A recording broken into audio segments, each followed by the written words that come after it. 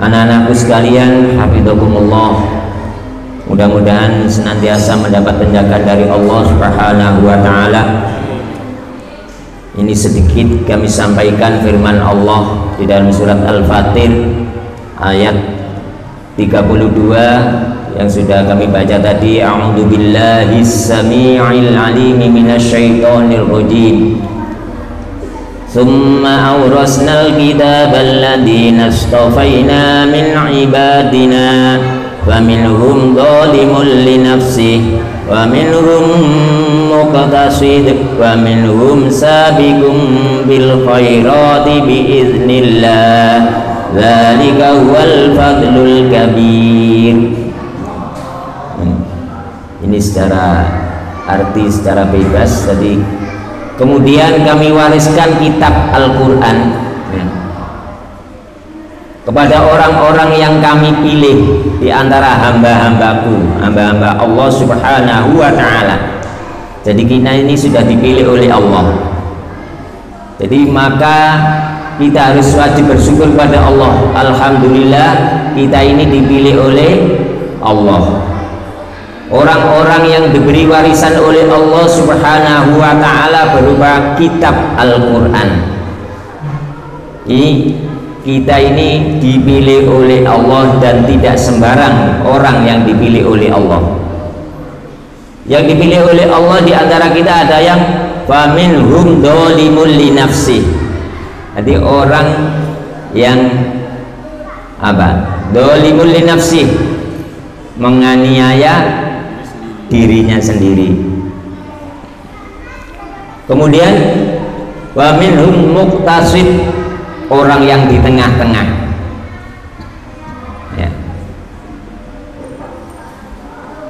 Wa minhum sabiqum bil khairati biiznillah, dan orang yang berbuat baik ya, segera menuju berbuat baik atas izin Allah Subhanahu wa ta'ala. Dzalika wal fadlul kabir, itulah dia orang yang mendapat anugerah yang agung dari Allah Subhanahu wa ta'ala. Pada dasarnya kita sudah dipilih oleh Allah, tapi ini dijadikan tiga golongan, tiga kelompok orang yang dipilih oleh Allah ya, tiga golongan. Kalau yang pertama di Al-Quran ini urutannya adalah dzalimun li nafsi, orang yang menganiaya dirinya sendiri, dan yang kedua orang yang di tengah-tengah, orang yang berbuat baik dan berbuat jelek kalau ditimbang, diukur, dihitung itu sama. Antara yang dilakukan perbuatan yang baik dengan perbuatan yang tidak baik adalah sama, draw. Tapi yang ketiga, kelompok yang ketiga ini adalah orang-orang yang senantiasa di depan untuk berbuat baik dengan izin Allah, karena dapat pertolongan dari Allah semata-mata. La haula wala quwwata illa billahil aliyyil azim. Ini jadi tiga kelompok.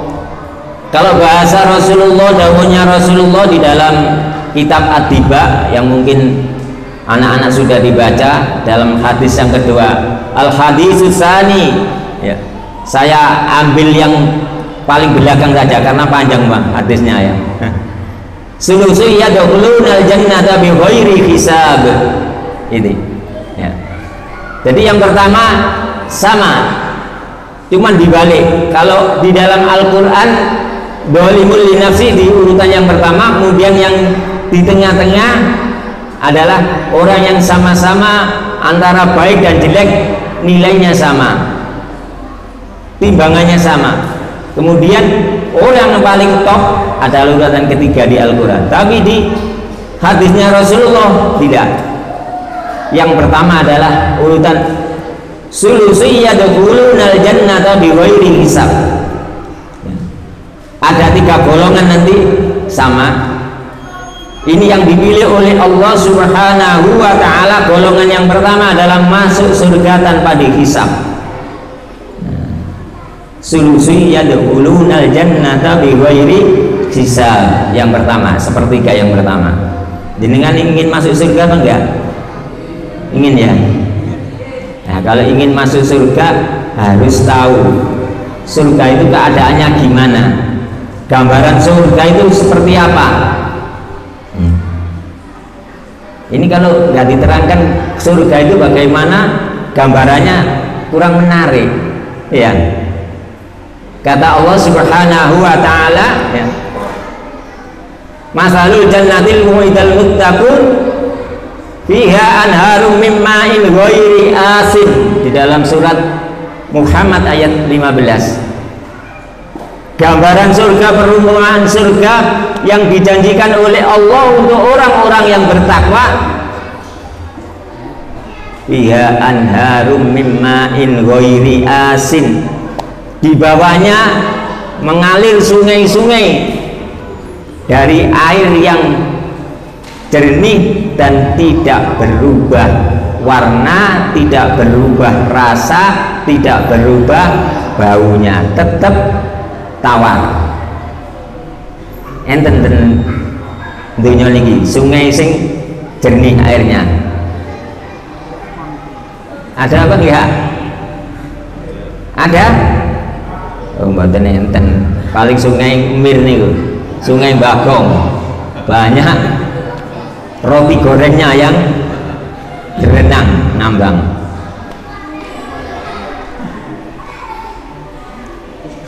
Wa anharum min labanin lam yataghayyar ta'muh, dan sungai-sungai susu yang tetap lezat kalau diminum, gak berubah juga rasanya, tidak akan berubah. Ada sungai susu di dunia? Gak ada, belum ada. Kalau susu banyak, tapi kalau sungai susu gak ada. Kemudian yang ketiga, wa anharun min asalim musaffa, dan sungai Homer, sungai madu ya, sungai madu. Sungai madu juga belum ada. Ada? Belum ada. Wa anharum min khamril ladzatil lisyaribin, ada sungai-sungai dari arak Khomer. Ada? Belum ada. Jadi di surga itu gambarannya, kata Allah Subhanahu wa ta'ala, ada 4 sungai. Kalian tinggal pilih, mau berenang di sungai air tawar, mau berenang di sungai susu, mau berenang di sungai madu, atau mau berenang di sungai Khomer. Dan apabila diminum Khomer itu gak memabukkan, justru menguatkan dan menyehatkan. Kepingin apa enggak? Kepingin ya, makanya dalam ayat yang lain diterangkan, nanti kalian dapat bidadari, bahkan dinikahkan dengan bidadari, diberi dayang-dayang bidadari paling tidak minimal 40 bidadari. Nah, yang bujang-bujang kepingin apa enggak? Kepingin. Saya kepingin walaupun enggak bujang. Nah, dalam riwayat diterangkan, bidadari kalau minum air putih itu di tenggorokannya ini kelihatan airnya. Ketika diminum ya, namanya bismillahirrahmanirrahim. Alhamdulillah, ini kelihatan airnya, itu kelihatan di kerongkongan ini mengalir.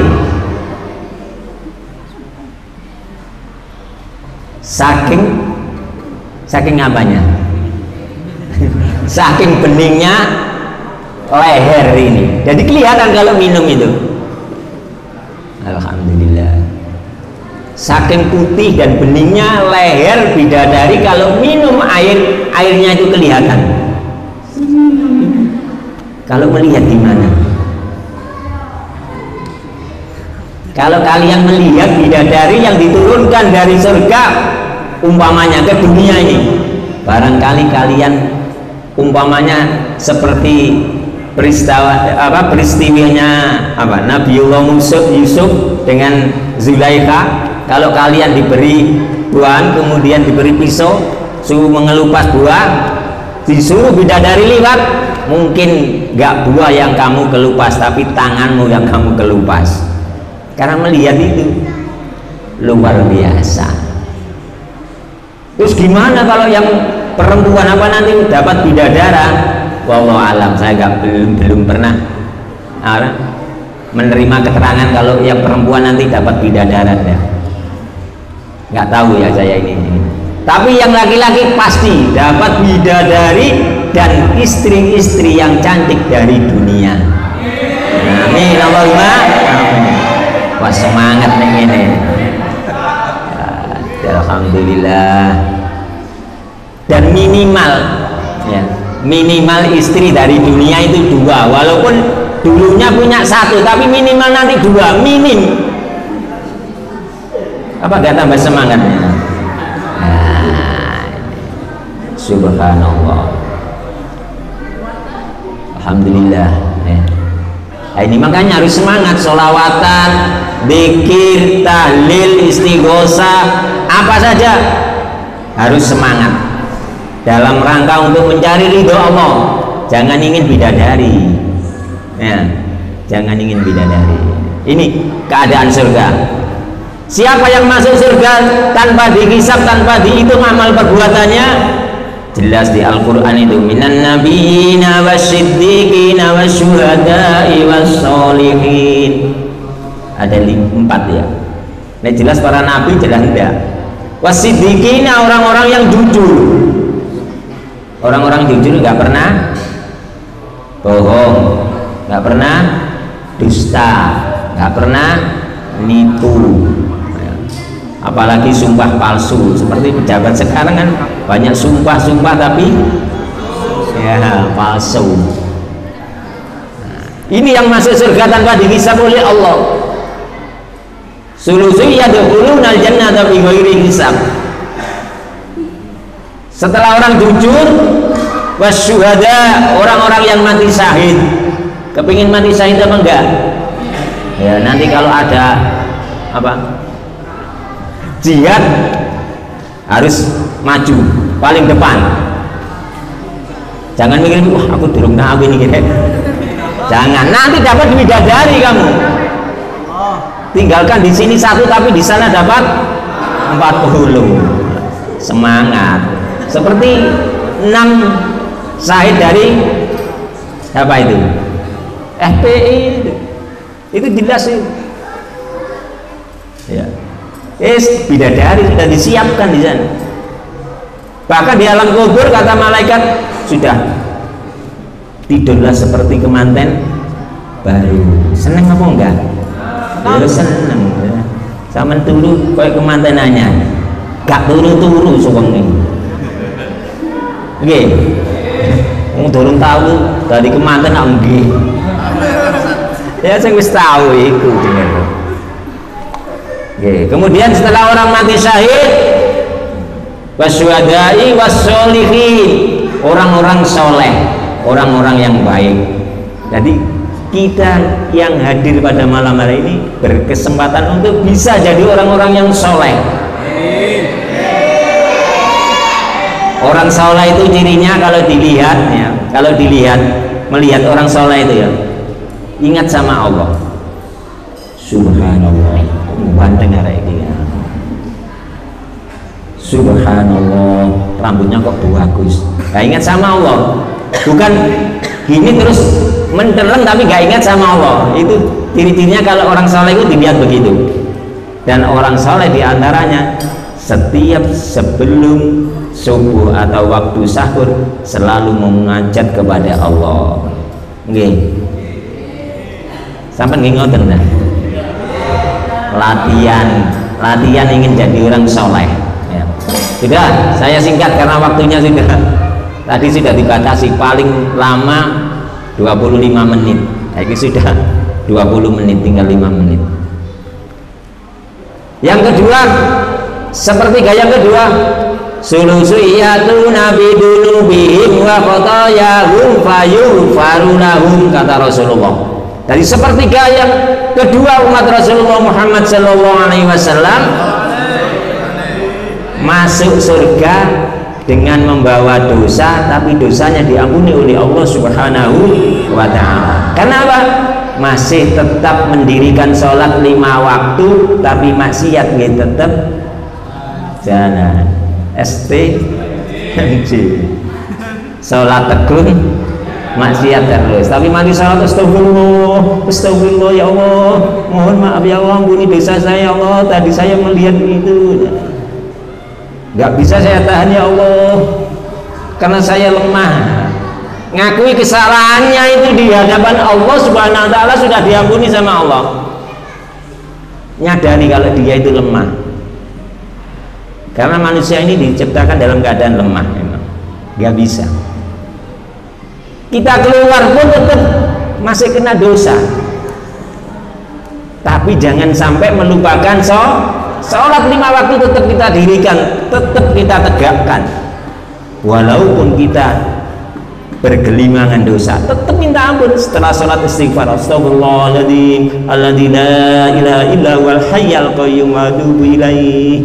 Terus ini celaka yang ketiga ini, kata Rasulullah, sulusiyatuna bidunubi wa khataya idom.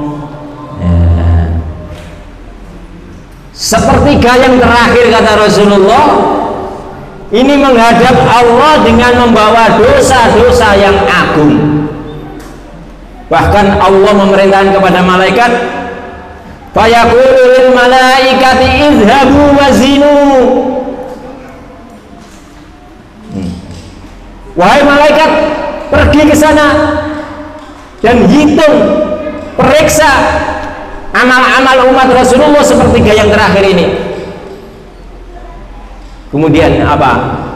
Jawab malaikat, fayaquluna ya rabbana wajadna asrafu ala anfusihim wa wajadna a'malum minad dunubi ka amsalil jibal ghaira annahum asyhadu an la ilaha illallah wa asyhadu anna muhammadar rasulullah sallallahu alaihi wasallam. Sepertiga yang terakhir dengan membawa dosa yang begitu banyak, karena setiap harinya nggak pernah sholat, nggak pernah puasa, apalagi zakat, nggak pernah sama sekali. Ghairu annahum, gitu ya, nggak pernah sholat, nggak pernah puasa, nggak pernah zakat, apalagi infak. Wa wajadna a'malahum minad dunubi ka amsalil jibal, dan dosa-dosanya itu seperti gunung besarnya. Ghaira annahum yashhaduna an la ilaha illallah wa asyhadu anna muhammadar rasulullah. Ternyata setelah diperiksa oleh malaikat sepertiga yang terakhir ini umatnya Rasulullah, hanya ada catatan di buku, cuman sekali membaca syahadat asyhadu an la ilaha illallah wa asyhadu anna muhammadar rasulullah sallallahu alaihi wasallam. Ketika apa itu? Ketika nikah, akad nikah, wassalam.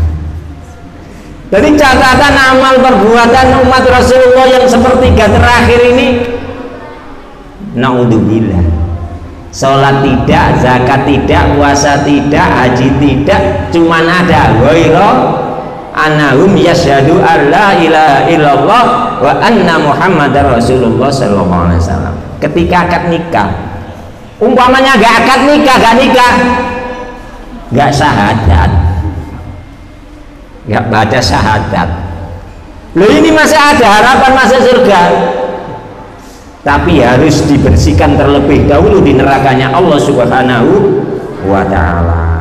Padahal kalau dihukum di sana 1 hari akhirat sama dengan 1000 tahun di dunia. Kalau kena hukuman 1000 hari berarti 1 juta. Kalau kena hukuman 1 juta tahun, ya 1 miliar. Bisa dibayangkan ya. Kita dihukum 1 hari aja sana, sama dengan 1000 tahun di sini. Nggak bisa bayangkan seperti itu. Makanya ini belum saya ceritakan keadaan neraka juga ini. Nah, kalau nggak pernah sholat ini dibersihkan. Bagaimana kotorannya orang-orang yang tidak menjalankan sholat, tidak menjalankan puasa, tidak mengeluarkan zakat, dan tidak pernah haji maupun infak? Ya seperti gunung tadi, ka'amsalil jibal. Kemudian ya harus dimasukkan. Setelah dimasukkan neraka apa? Dikum. Karena kalau pakai air biasa nggak akan rontok dosanya. Pakai air yang mendidih. Air mendidih masih dikum kok belum rontok dosanya, disikat. Ya, disikat pakai apa? Ya sikat baja, sikat plastik itu ya.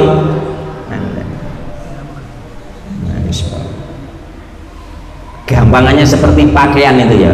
Kalau mau masuk lemari, gambaran kalau pakaian kotor itu langsung dimasukkan lemari apa dicuci dulu? Dicuci dulu. Ya lihat kotorannya, kotoran baju ini sampai seberapa besarnya atau seberapa beratnya. Kalau dikum biasa nggak mempan, ya pakai air panas. Air panas nggak bisa, air yang mendidih. Air mendidih nggak bisa, disikat. Ya begitu kan manusia nanti. Kalau itu masih seperti ini supaya licin dan bagus bisa masuk almari, setelah itu dijemur. Jemur kemudian disetrika. Ya seperti itu. Kondisi sulusi ya'tuna bidunubi wa khotoya idom ini seperti yang terakhir. Ya, ini barangkali gambaran yang disampaikan oleh Rasulullah Muhammad SAW mengenai umat Rasulullah yang dibagi menjadi 3 kelompok. Ini baru dapat syafaatnya Rasulullah karena membaca salawat tadi pertama. Nah ini setelah sekian triliun tahun atau sekian miliar tahun baru diangkat, nanti dimasukkan ke surga. Cuman dengan modal syahadat tauhid dan syahadat Rasul. Apalagi yang kita modalnya sholat, zakat, puasa dan lain sebagainya. Insya Allah ahli surga. Amin Allahumma amin. Ya ini barangkali yang bisa kami sampaikan sedikit. Ya, sudah melebihi waktu yang sudah ditentukan. Apabila ada kurang lebihnya kami mohon maaf yang sebesar-besarnya.